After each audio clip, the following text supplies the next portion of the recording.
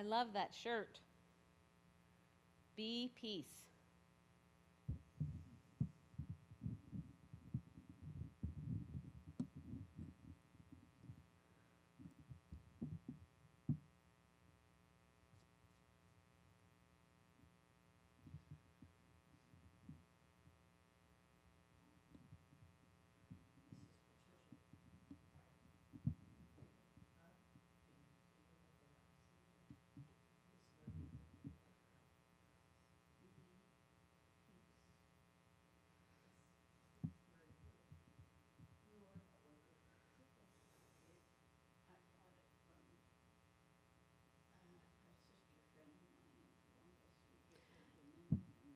Testing Amien's audio. Test, test.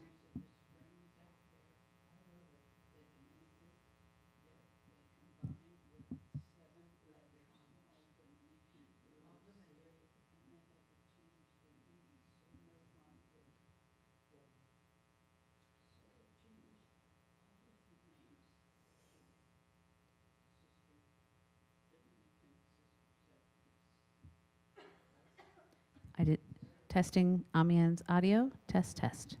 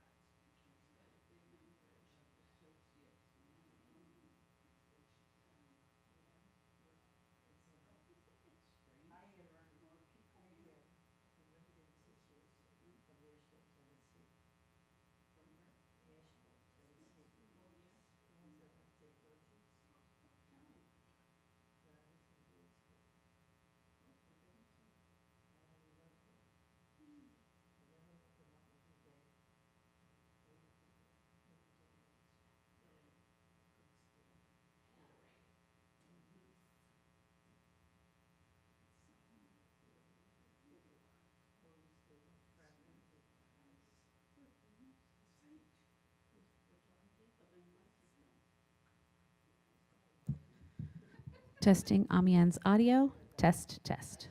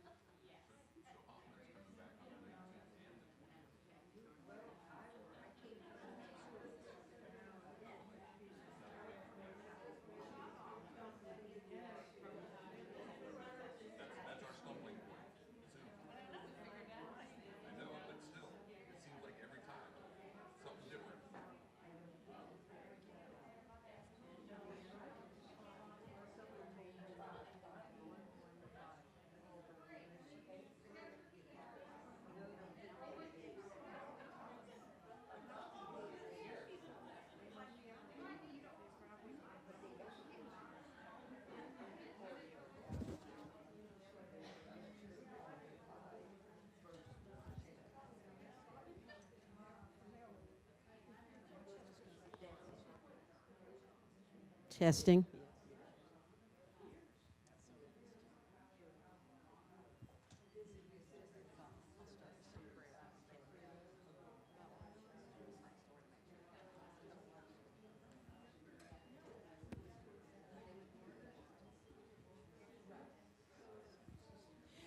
Good afternoon, everyone. We're really grateful that you were all able to come because what Teresa and I need to do is share with you, it was the experience of what happened for us in Rome. You've been able to see videos of the ritual, but neither of us was prepared. Thank you. Neither of us was prepared for the power of what was unleashed in this ritual with Dorothy. Just to give you one example, when the panel spoke at Gregorian Institute, which I'll talk about a little later, one of the speakers said, Dorothy was not the only person fighting for the Amazon who had been assassinated over the years. But the men who plotted her murder were not prepared for the fact that at the moment of her death, the entire world reacted.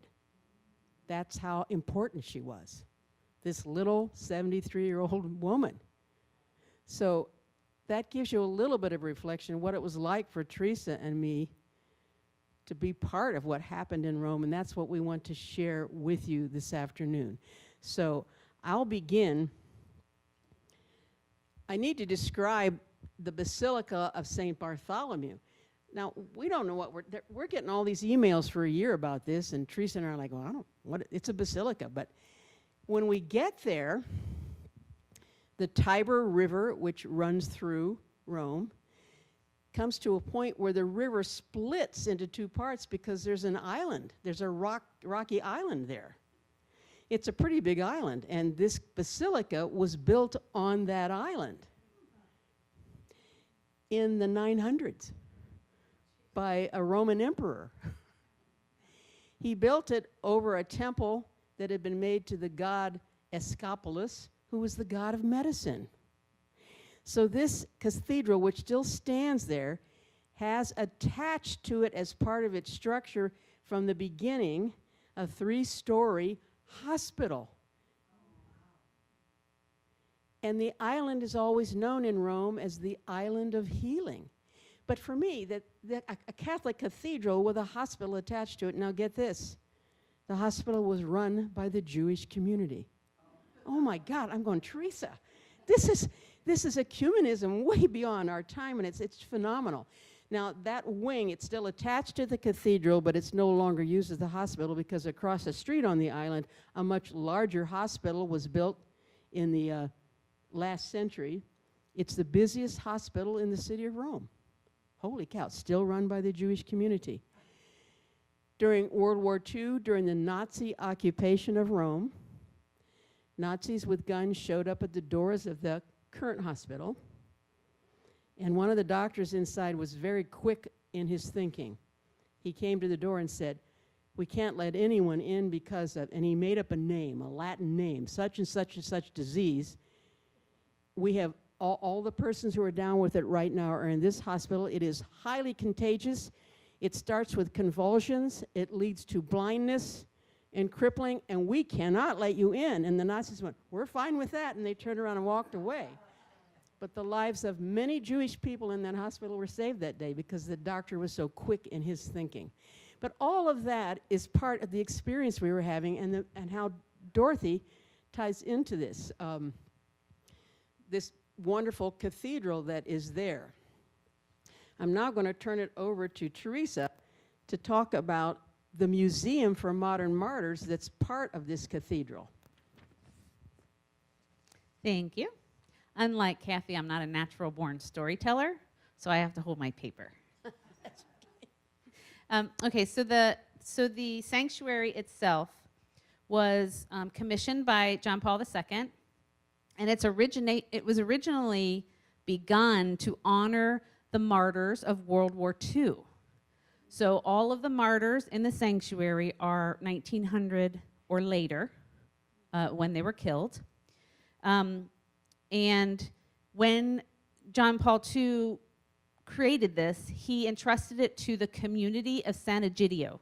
Did I say that right? That's right. I always mess that up.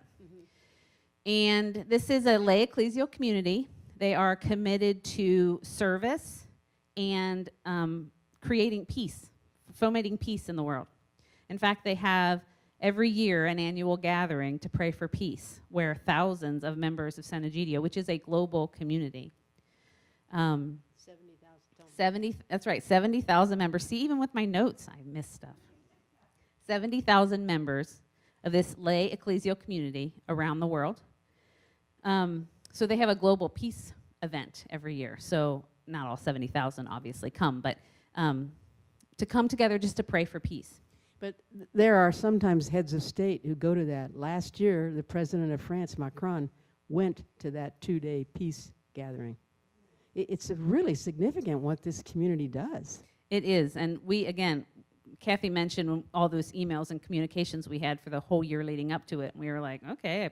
As a matter of fact, I sent an email that said, our archivist wants to know about this museum, and is this, like, is it a fly-by-night thing? Is it going to close, and when does that happen? And we got the response back, well, the basilica's been there since 900 AD. And we have all kinds of, so it was just, we just didn't know. So that's part of the impact when we first arrived at how solid that is. In the sanctuary, so when you walk into the basilica, there are side altars. So there are 6 side altars. 2 of the side altars are dedicated to the martyrs of communism and the martyrs of Nazism.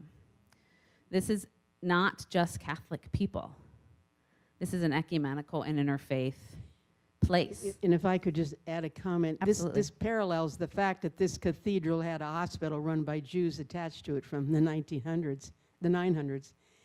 We were not prepared for the fact the museum was ecumenical, because the vision of it was so much bigger.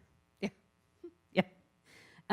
So those are the side altars are there in the basilica main, the proper.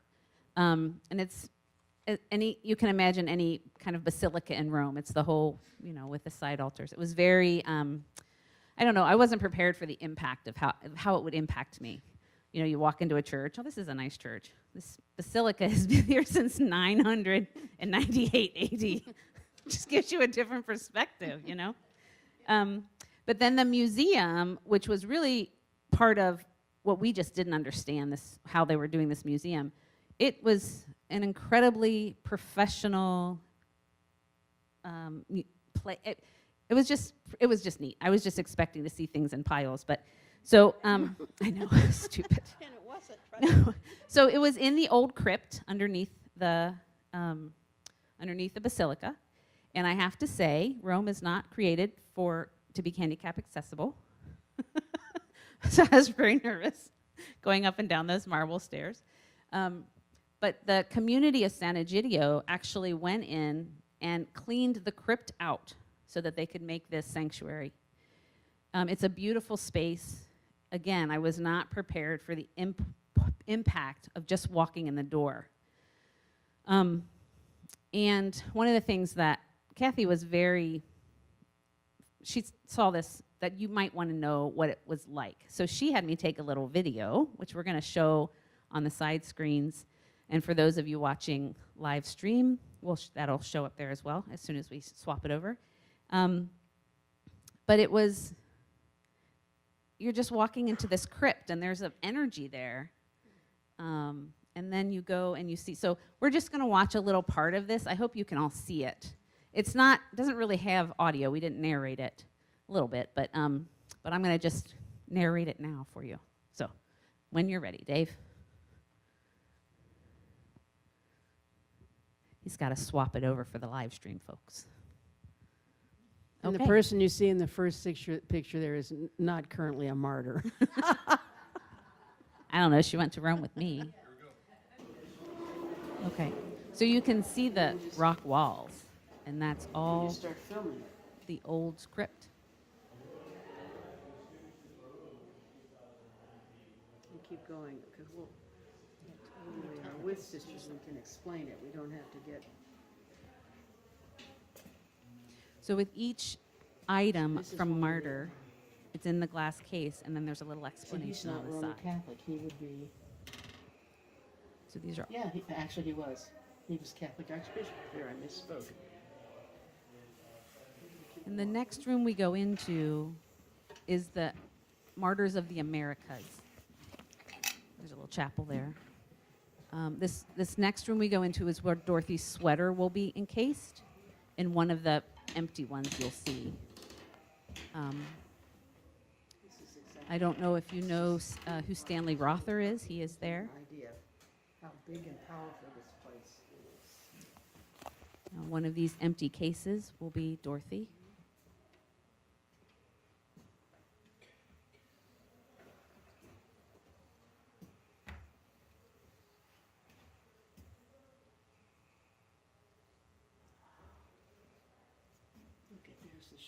It was also touching how many of these martyrs were young adults, some of them teenagers.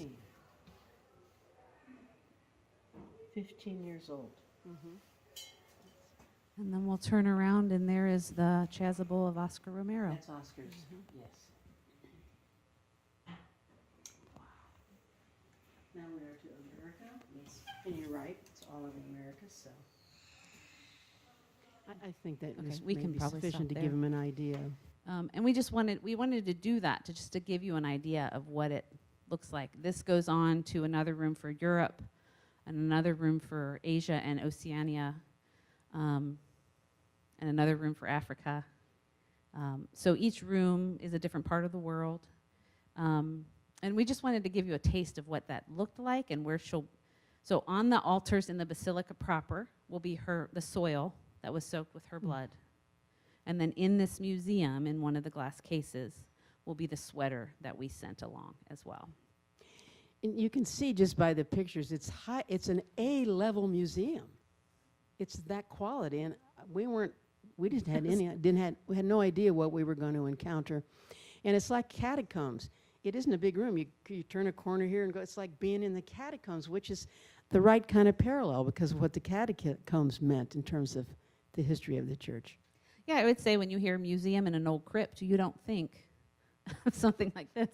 That's at least for me. Okay, so that's kind of where we were physically and what we experienced in that space. And we wanted to kind of transition into kind of the emotional the emotional impact. So I'm going to let you start. And then All right.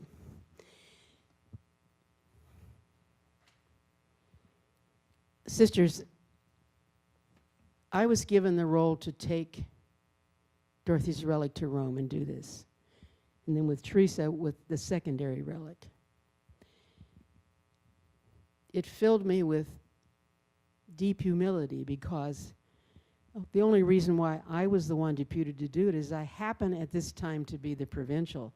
And in that role, I can represent all of you. But to be the one to carry that soil there, and then in the course of that prayer service, to process over to the side altar, Teresa with the sweater and me with the crucifix with the blood-soiled earth. By the time we got to, I was just weeping. There was just tears pouring down my eyes because of Dorothy. And we knew in doing this that we were giving Dorothy to the whole world. But to be there for the event when the giving took place, there aren't any words to share with you what it was for Teresa and me.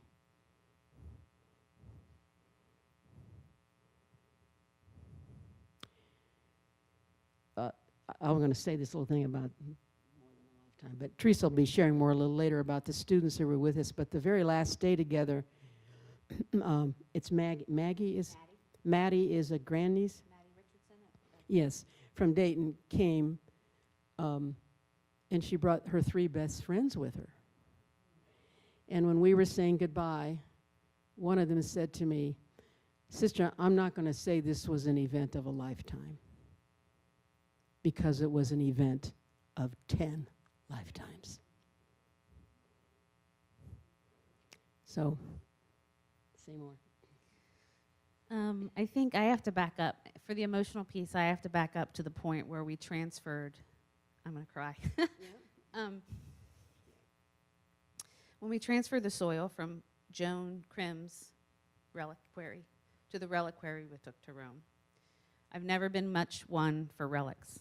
It's just not something that speaks to me. And we took the soil and we poured it out of Joan's reliquary into the new one, because she said we needed a new one. It didn't look good enough. And there was the dirt unencased in anything. And I just felt something there that I had never realized before in my life. And so that's where it started for me. And then we had the blessing here before we left, and the reverence that everyone showed. As we were walking out of chapel, and the sisters and everyone who just wanted to touch it before it went to Rome. Again, not something I had experienced before. So it really, it just, I don't know, a little bit deeper. It's like you dig in a little bit deeper to that emotion. And then I packed the sweater and the reliquary and an old mattress, like, when you get, not mattress, when you get sheets and they come in that plastic thing, I put it in there. And I put it in my carry-on bag. And I was very aware of the fact that I had this in my luggage. And then we had the opportunity to show those relics to the Sisters of Charity of Good Shepherd, whom are at the Casa, who had the same reaction, the reverence and how touched they were. And I don't know if they had planned on coming to the events that next day before we brought those relics out, but they came to the events. They came to the installation. And then when we arrived at the Basilica on Friday evening, Lori Johnston, who is the professor at Emmanuel, who's responsible for all of this, she said, "Come on, we got to talk about what you're doing for the ceremony." And I said, "What are you talking about? I'm not in the ceremony."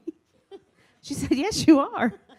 And when I tell you I felt inadequate sitting up there and then walking with that relic, I thought this is a gift that someone else deserves more than I do. I don't know how to, I even said to someone earlier today, I'm not even sure if I can express to your understanding how meaningful that was. And to have the Basilica was full. There were people standing in the back. I was afraid no one would show. It was full. And it was beautiful. And I remember placing the sweater on the side altar, and then Kathy came up and placed the relic. And I thought, I don't want to leave her here. I want to pick her back up and take her back home with us. But I knew that's where those things needed to be. And before I left Cincinnati, I told Joan Crim we would take good care of her. And I felt like once we walked off that side altar, we accomplished that goal. So that's all I'm going to say.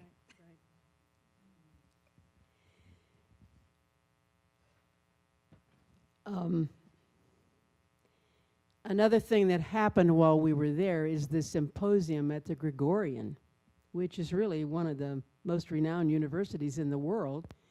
I myself didn't know that it was founded by Ignatius of Loyola. I never knew that. I mean, that was a fabulous learning.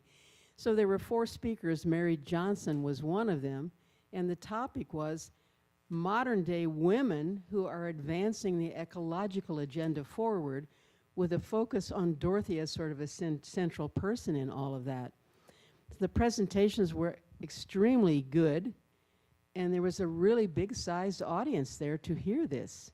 I wasn't expecting that. All right, it's going to be a symposium. There'll be a few people there listening to some professors, but it was a crowded room. One of the people in the room, I didn't get to meet her, but Mary Johnson told me later, the diplomatic representative from Ireland to the Vatican was at that symposium because she wanted to hear about the women doing this work and about Dorothy.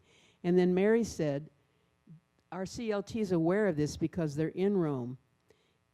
Countries all have diplomatic representatives to the Vatican. And whenever in any country in the world a crisis erupts, whether it's a natural disaster or a political one, the representatives immediately start contacting the orders of religious women in Rome to find out what's going on and how it's being handled, because they know who's going to be addressing on the ground level, no matter what country, are going to be the sisters. Wow. I wouldn't have known that. So that's why the representative from Ireland, she wanted to hear this presentation about Dorothy. They look upon us with great respect and great appreciation for what it is we're doing in countries all around the world. So that was another, it was unexpected to me how important that symposium would be and what I learned about our role as religious women internationally. Do you have anything more you want to? Okay. Should I go on to the people? Mm-hmm. Yes. So we did want to say a little bit about the other people that were there from the States. Because for me, that's what impacted. Everybody kept asking me, what else did you see? Did you go to St. Peter's? Did you do this? Did you do that? And what impacted me were the conversations with 25 members of this, Dorothy's family came. 25 members. Her brother, many nieces and nephews and grandnieces and nephews and people who married into the family. And they keep Dorothy very much alive. Amongst them. I mean, some of these kids weren't born when Dorothy was killed. We had 7 students from Emmanuel College in Boston and 12 students from Mount Notre Dame next door. All of those students, so the students who wanted to go to Rome from both of those places had to write essays about why they wanted to go or how Dorothy impacted them. And then from the essays, they picked the people who got to go. 87 students at Emmanuel College wrote essays. 7 got picked. 50 Mount Notre Dame students wrote essays, and 12 got picked. So these were kids who knew they were there. You know, they got, not that they got lucky, they, you know, they wrote their essays, but I think they were very aware of the fact that so many people didn't. And when I tell you how impressed I was with the depth of understanding and awareness, I'm gonna cry again, of these students, I can't express that enough. I always think I wasn't even close to that in high school. Nothing like that. That these students. Most of them were under the age of 20, so they would not have been born when Dorothy was killed, or, you know, maybe they were a toddler. They also, on the Friday morning, we had them, the Stang family and the Emmanuel students and the Mount Notre Dame students at different times, where we presented them with the relics so that they could see them before they were put in place. Same reaction. Even among those high school students. Jen Dodds, who went with them, said, if you want, you can come up and see them and touch them. I think every one of those 12 students came up, as well as the Emmanuel students. Every one of them came up to see, and it so impacted them. And I was just so impressed with that. Because when I was that age, I'd have been like, whatever. The fact that Dorothy is so alive for them, and the things that she did speak to them so well, because this is their future, this planet.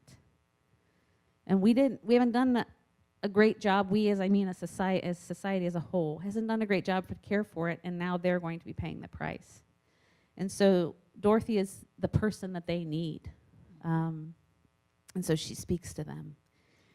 Go ahead. Could I would want to add that when the students here from Mount Notre Dame got home, they also were asked to write a reflection. I'm going to read two of them. They're short, but these are two that have come. I have seen some of Sister Dorothy's relics back at the museum here at the convent, but holding the relic, brought a whole new layer to her story that reminded me she really was human just like us. There was such a great feeling of love present at the ceremony, love for both Sister Dorothy and for everything she stood for.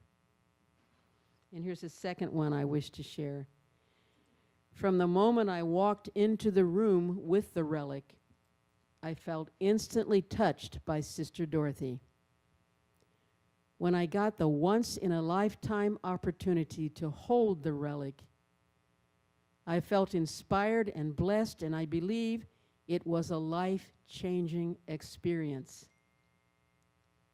Being present at the ceremony, sitting in the same room as Sister Dorothy's family, was very emotional.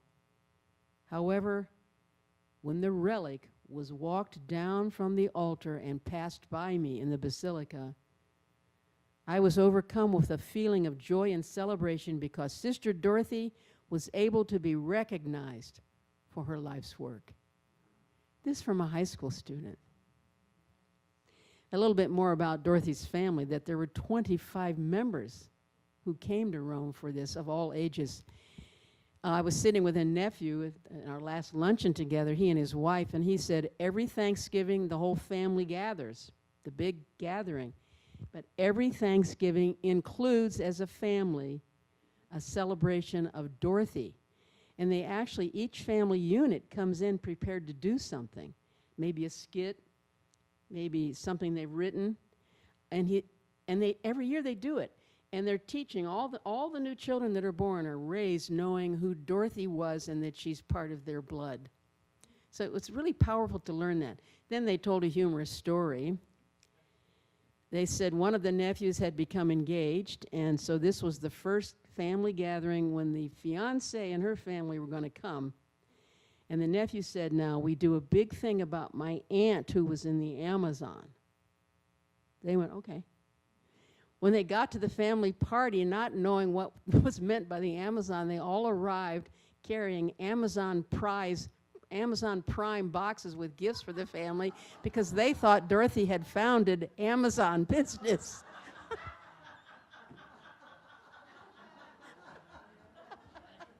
So a lot of education had to go on before that wedding took place, right? But Could I do the Emmanuel Friday to Saturday change? oh yes. Okay. So I have one last thing to share about the students. We had more time with the students from Emmanuel College than we did with the high school students. So we sat with both groups on Friday and then the Emmanuel College students on Saturday after the event was complete.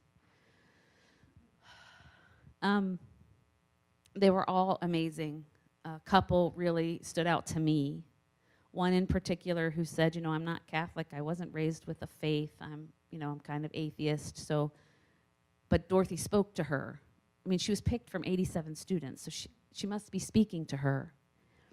And we had a great conversation and all that sort of thing. And then we were in the museum touring around, and I was in one of the rooms, and she came up to me and she said, I need a hug. And so I hugged her, good and long. Has she cried? As we both cried. And she was so overwhelmed with the evil part of martyrdom, the people who killed all these holy people, which is something you experience when you're in there. Like how can so many people be so evil that they're killing people just trying to do good? And so that's what she was overwhelmed with. And we had a good long talk about, look at it this just different perspective and, all kinds of great stuff. But she was still very emotional. She was on that side of the emotion.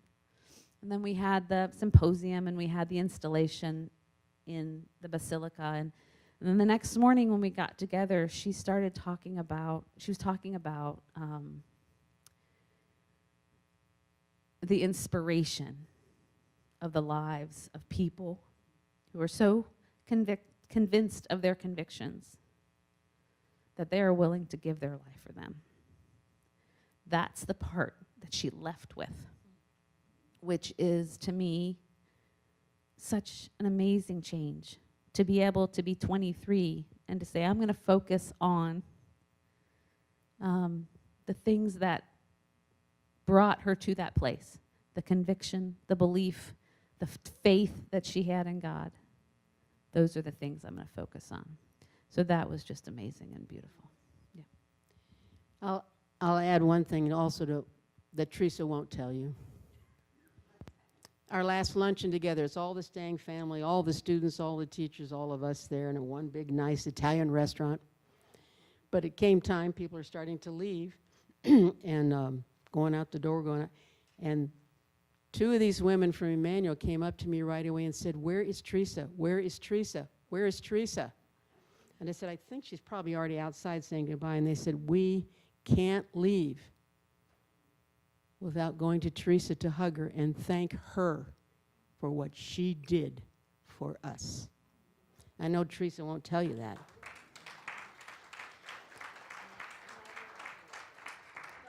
It was the depth of Teresa's spirituality that she shared with these girls as they struggled coming out of the Martyrs Museum that led them to a deeper place. And we have the grace that you're part of us. So Now I'm going to be all embarrassed and red in my cheeks.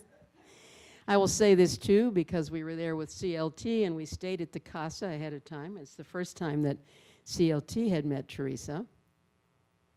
So then when Teresa then left to come back home, Mary Johnson said to me, "Oh my God, she's a keeper." And I said, "We know it." She said she really knows the JPIC stuff better than anyone they'd been talking to in the order. And that is the truth. One final thing is that there was a brief conversation when it was all over with the CLT, myself, Lori Johnston, who's the woman from Emmanuel College from San Egidio who was spearheading this, who actually began the movement to enshrine Dorothy in this museum 15 years ago. It's taken this long for it to finally happen. And we decided we all needed to wait at least a month and let all of the experience simmer down, and then we're going to get in touch with each other to talk about what does the impact of Dorothy mean. There was a new shot in the arm about the importance of Dorothy, and she belongs to us, and it's significant for our future and our mission. So do some talking about how we continue on the international scene to really raise Dorothy up, because she is the saint for our times. So do you have comments or questions? Yeah, and we'll carry, if you want to ask anything or say anything.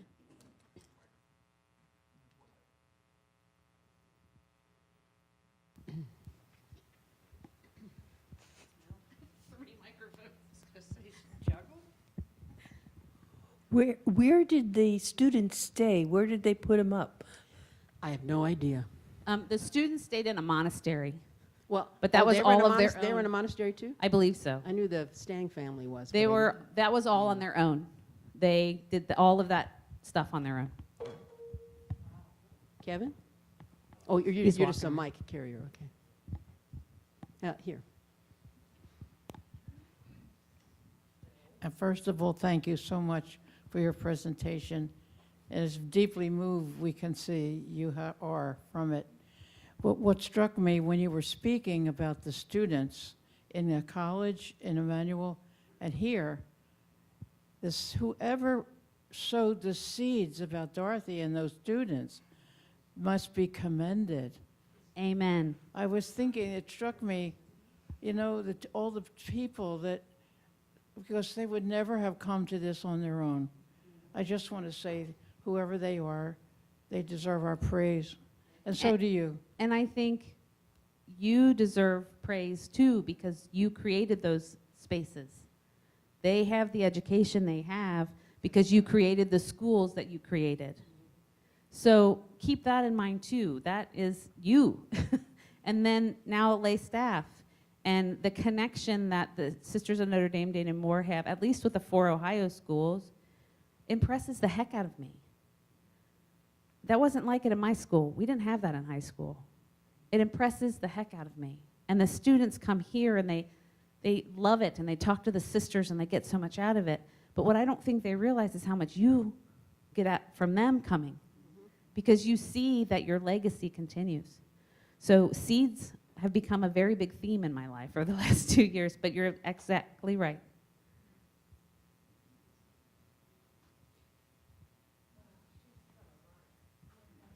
Start with Colette. Here, well, hold on. Kevin's got one for you. I was just impressed as we were talking about that many of us in this room knew Dorothy personally.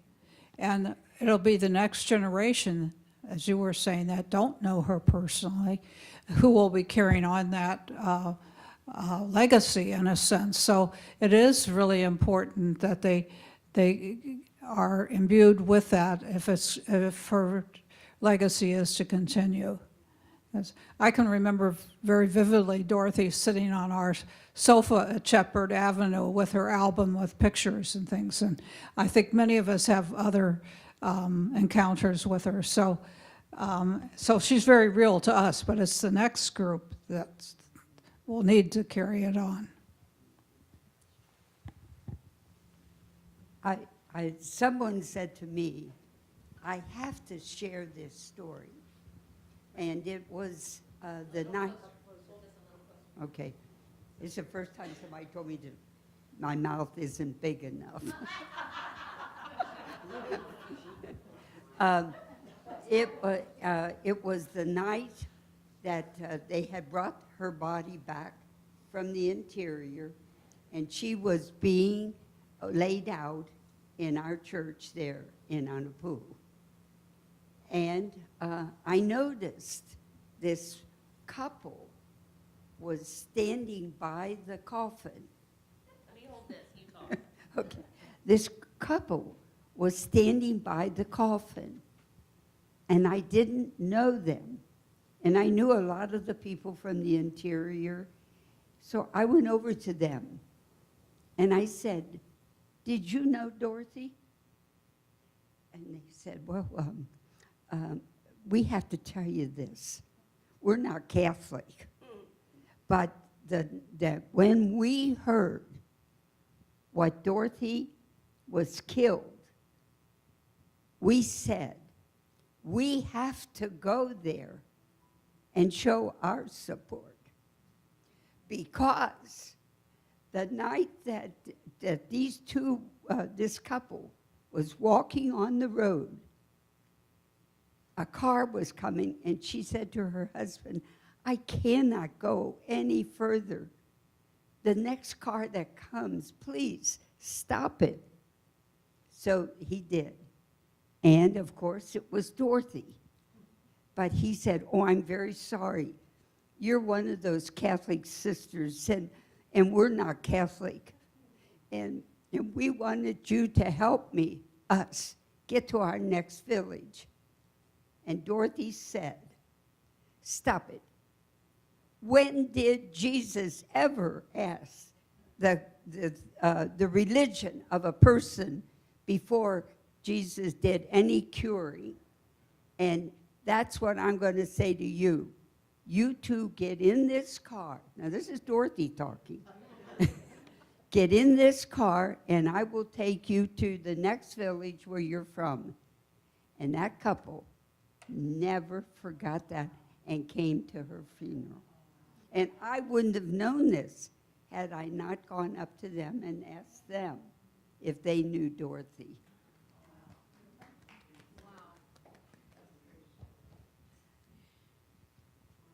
Going forward, as I said, those of us in Rome who were key, like the CLT, Lori Johnston, Teresa, we will be getting in touch to keep talking about how we continue to carry Dorothy's heritage forward.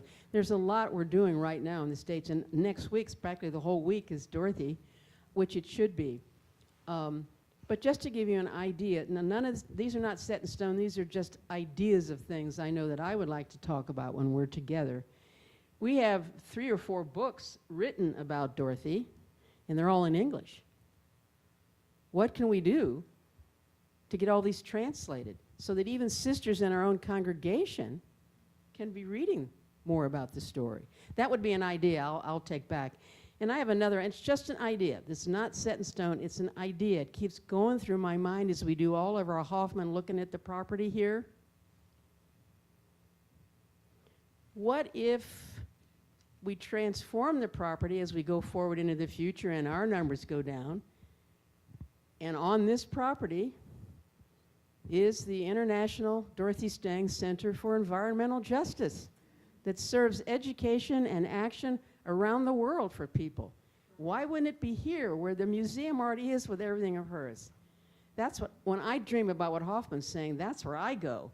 Now, it's only a dream I have, but I want to also say, I keep worrying, how can we do it when we're going down in numbers? We won't have anyone who can run it. But at the International Nairobi meeting, what emerged was, make it all congregational. If you have a need, don't say, we can't do it, we're too small. Say, how can the congregation do it? So I have a whole nother way I'm looking at this. And it's coming out of this experience. And it's an idea of mine. I'm not saying it's going to happen. But if you like the idea, let's talk about it. It's all yours. Mm-hmm.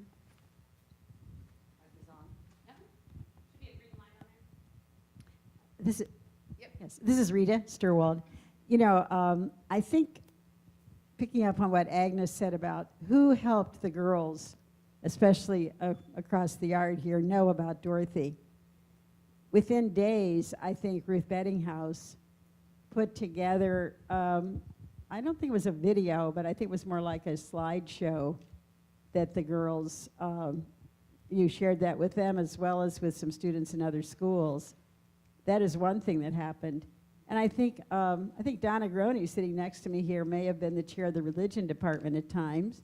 So you may have had something to do with that also in the religion classes. And I think a number of us helped those girls see that Dorothy did her senior year here at Mount Notre Dame. And I would say to the girls, you know, she sat in a desk just the way you're sitting in a desk on this property. She was a high school girl, just as you were. So I think that a number of us and the other teachers really, and I didn't say this to bring attention to myself, believe me, but I think a number of sisters and lay people picked up on our intensity because we were right here when the announcements were made. And so, and knowing that she was ours, same as Julianne, you know, she graduated with Julianne, so same as Chaminade Julianne has done so much. And I think it is that ownership that we felt with the impact of this great woman at the time, and somehow a lot of people were able to convey this to our students. Well, I will also say that Dorothy's story spreads itself. We are, like, I remember this from the 15th anniversary, but even this 20th anniversary, we're getting contacted by people saying, hey, we're doing this. Mm-hmm. It's not somebody we've had contact before with. And, you know, that inspired Dia, our website person, to say, hey, we should have a spot on the website where people can upload their events, their reflections, all of those things, which was great because we have all kinds of stuff happening everywhere. I think the Arizona Friends event, they've gotten feedback saying, hey, and you know, what about Dorothy lived here too? Like they were like putting down their flag. Dorothy lived here too. It was fantastic. So I think she inspires people even if they don't know who the Sisters of Notre Dame Dana Moore are. It's yeah.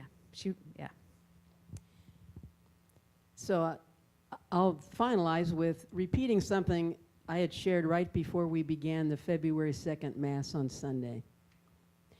It is not a coincidence that the gift of Dorothy's relic to the whole church occurred the week before the Nairobi meeting of global leadership, and then occurring right before all of us around the world celebrating February 2nd. We have a future. We've got it. It's not going to look the way the past has looked, but it's going to be vibrant and it's going to make a difference in terms of Julie's charism and Jesus' mission. We have it. God has given it to us. And I am pumped. So, all right, thank you. Thank you for coming down and letting us share this with you. So.